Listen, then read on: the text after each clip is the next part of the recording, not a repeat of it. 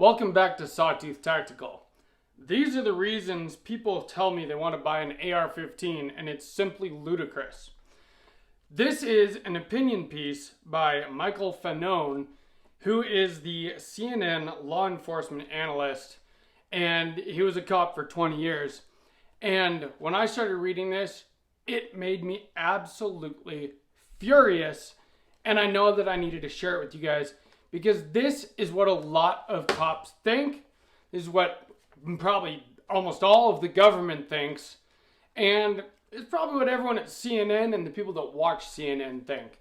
And this is really important just to know how the other side views us as civilians and how they view the Second Amendment, and it's sickening. So make sure you're subscribed, and we're going to go over this, and I'm going to kind of rebut the whole thing. So let's start. So like I said, this guy's a police officer, and this is how he starts this article, which I think is kind of ridiculous. He says, "I'm more familiar with the gun than most people." He's talking about AR-15s. I own one. I own like 6. Most people watching this probably own multiple AR-15s. And the one thing I know for sure is that the weapon doesn't belong in the hands of the average civilian. Well, actually it does, and probably most of the civilians that own AR-15s train with them more than most cops do. And don't get this wrong, I am not talking shit about all cops. My local gun store, again, Guffey's Gun and Pawn, I always want to shout out those guys. There's a cop there, he's a local cop here, works part-time at the gun store. The guy's awesome. Me and him have talked for hours about the Springfield Prodigy. He has one. He shoots competitions. He's a great guy. He believes in the Second Amendment. And I know that there are cops out there like that. But there are also cops out there like this. I'm not going to read the entire article because I don't want this video to be that long. I'm just going to kind of go over parts of it, and I'm going to show you guys those parts highlighted. But one thing he talks about is that he owns a bunch of firearms and that he bought them all for reasons. He says each one serves a different purpose. Well, you don't only have to be a cop for that. Each one of these serves a different purpose as well. You know what I mean? I've got long range, mid range, home defense. Some of them are just for fun, and there's absolutely nothing wrong with that. So he goes on to state that he got an AR-15 personally for himself because he was issued one at his law enforcement agency, and he felt like he needed to own one himself so that he could, get proficient with it. And he says that he spent hundreds of hours training so that he could properly use it. Well, so have many other people that I know, including myself. If you guys follow my channel, you know that every single weekend, 52 weeks out of the year, I go out to the range and I go shooting. I spend a lot of time shooting AR-15s and other firearms so that I can properly use them and be proficient with them as well. He goes on to state how he used to work at a gun store and that he asked people that were buying AR-15s why they would buy an AR-15. And he says that some gun buyers have been misled into thinking that the AR-15 is somehow practical for self-defense. But frankly, it's the last gun that I would recommend for that purpose. Why would you not recommend the most effective tool for the job? Especially when you just talked about how you own each of your guns for a different purpose. There's nothing more effective for self-defense, in my opinion, than an AR-15. He goes on to say, "I've pressed some customers about why they want an AR-15, but no one could ever come up with a legitimate justification for needing that particular weapon. I highly doubt that. Some members of the tinfoil hat brigade have come up with the reply, we need these weapons because we want to be effective against the government if it becomes tyrannical. That's part of our Second Amendment right. Personally, I think that's ludicrous." His words, not mine. That is part of our Second Amendment right. The entire premise of the Second Amendment was to be able to be effective against a tyrannical government, including our own government, if it was to become tyrannical, like the British government had been against the colonies, and the whole reason that the United States became a country. That's why the Second Amendment was written. It's what protects all of our other rights. that is the whole point. There's nothing tinfoil hat brigade about that. And that's a really good justification for having one. I hope that we never have to use our firearms for that kind of purpose. But if we do, we want to have the most effective tool for the job. Am I right? He then goes on to talk about the 1997 North Hollywood, California shootout, in which police who responded at the scene literally had to run to a nearby gun store to purchase more powerful weapons because they were using 9mm pistols while the bad guys were armed with semi-automatic rifles. And that is another good reason for civilians to own them.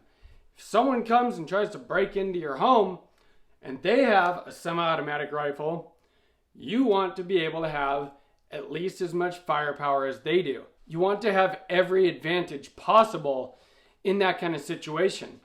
And that's why things like optics, lights, magazines with a decent capacity, things like that are important, because if the bad guys have them, you want to have them too, I promise. So then he goes to talk about why civilians shouldn't have such powerful weapons, which is funny because most hunting rifles run a more powerful cartridge than an AR-15 does. But he says that power and accuracy are useful for military purposes, which is obviously what they were designed for. But it's far more power than should ever be in the hands of the average civilian. So he believes that, law enforcement and the government should have a monopoly on, accuracy and power. So where does that leave us if the government does become tyrannical? Or where does that leave us against criminals that already have these weapons? Because criminals are gonna criminal. They're gonna have whatever they want, whether it's legal or not. And so the good guys, you and me, that just want to protect our families, our homes, we should be able to defend ourselves with the same kinds of weapons that we would have to defend ourselves against. And he gets into his solution to the problem of us, plebes owning AR-15s. He says banning these powerful weapons from the civilian marketplace is a no-brainer. Once you've made these weapons illegal, anyone found with one would be subject to arrest, since possession of these weapons would be a crime. Kind of like what the ATF is trying to do right now with pistol braces, something that's been legal for 10 years, one of the most popular firearm types that there is, and so millions and millions of people own them, and then they want to make them illegal, turning law-abiding citizens into criminals, and that's what he's trying to do right here. He says that you don't have to collect them from people, but just that if you catch people with them, then you arrest them. Make otherwise law-abiding citizens that just want to be able to protect their families into criminals and send them to prison. He wants to send you and me to prison for owning weapons that he thinks he is perfectly fine owning, but that we're not allowed to. At least he understands that people, probably a lot of people, won't go for making them illegal. So he says this: if banning them outright seems like too extreme a solution to be politically palatable, because more than half the country wouldn't go for that, here's another option: reclassify semi-automatic rifles as Class 3 firearms. Again, just like what the ATF is doing with pistol braces right now, reclassifying something that's been just a regular firearm into an NFA item. That's what he's talking about Class 3 firearms, making people jump through all kinds of hoops to own something that they've bought perfectly legally.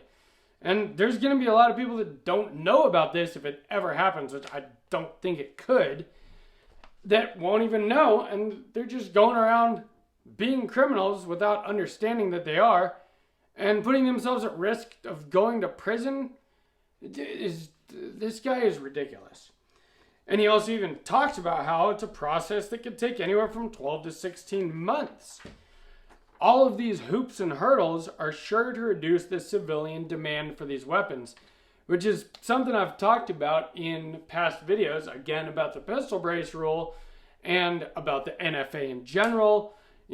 I've been waiting 11 months now for a suppressor that I did the paperwork on last October, And when you wait that long for something that you've paid for, it does make it to where it makes people not want to go through that process. And that's exactly what they want. That's the whole purpose of the NFA. Well, that and collecting tax revenue, taxing a right, which the Supreme Court said is unconstitutional.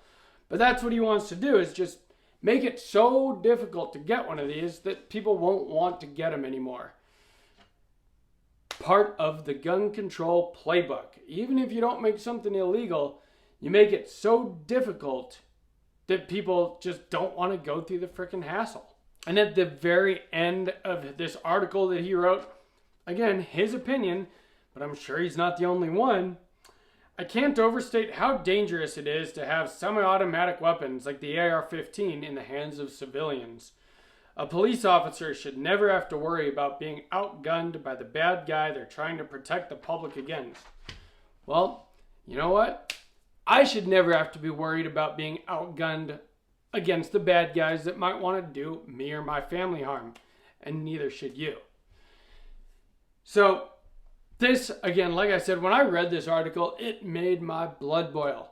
What makes this guy think that he is so much better than the rest of us that, of course, he shouldn't have any problem owning something, but we shouldn't be able to? That goes against everything that this country was founded on. Our founding fathers would be rolling over in their graves knowing that someone that is supposed to be a public servant thinks that he is so much better than us and that we're just not capable of owning the same kinds of things that he is. It's an absolutely ridiculous opinion to have, and a lot of people share his opinion, and that's the problem. I get comments all the time on my videos from, the wacko liberals that are like, oh, there's no good reason that someone should own an AR-15. Well, you know what? There are actually a lot of good reasons for it. And our country was founded on some of those reasons. The Second Amendment is second for a reason. It's that important. Without the Second Amendment, the government can literally do whatever they want to us. And without owning, honestly, the way the Second Amendment is written, we should be allowed to have full auto rifles just like the military does. The whole point is that civilians are supposed to be able to own the exact same kinds of things that the federal government does so that we can protect ourselves against a tyrannical federal government, which he believes that only the tinfoil hat brigade believes. I think I'm not the only one with these opinions, and I hope that you guys will let me know down in the comments that I'm right about that. So please let me know what you think. I do respond to every comment. Make sure you like and subscribe to my channel if you believe in this. I'm about at 8,000 subscribers. I'd really like to hit 10,000 before my birthday on December 1st. So please help me with that if you can. And share this with anyone that you think needs to hear this kind of message. I do really appreciate all of you guys. And I really don't appreciate police officers like this guy right here. And again, I'm not talking about all cops. I know some cops that fully believe in the Second Amendment and would never try to take our rights away. But then there's also a lot of them like this guy. So we need to do everything we can to fight back against this kind of thinking. From Sawtooth Tactical, stay strapped to get clapped.